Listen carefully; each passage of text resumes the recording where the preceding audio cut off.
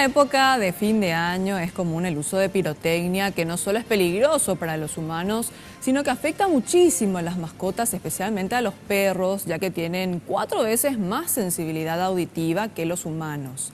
¿Cómo les afecta y qué hacer para ayudarlos? Les contamos a continuación. Sin dudas, nuestros amigos peludos son los que más sufren en los días festivos como la Navidad y el Año Nuevo. Las pirotecnias utilizadas para la celebración afecta a los perros ya que le ocasiona desorientación, temblores, babeos excesivos y mucho temor. Inclusive el sonido de los petardos podría dejar sordas a las mascotas.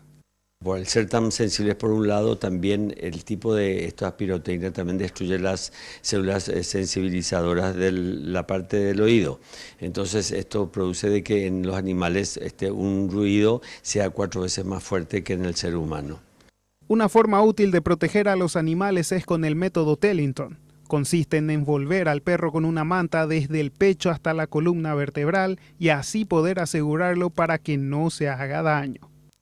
Yo lo que diría que se pueden utilizar algún tipo de sedante, ¿verdad? Para tranquilizarlos un poquito más. En aquellos perritos chiquititos tratar de poner una habitación donde haya aire acondicionado, una música, y con eso yo creo que ya estamos obviando también el problema más grave.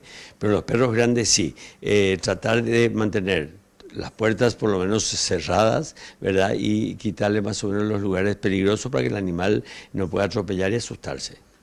Otra recomendación es que, al manipular explosivos de tierra, cuidar que el perro no quiera agarrarlos con la boca, ya que podría ocasionarle un daño severo e irreversible.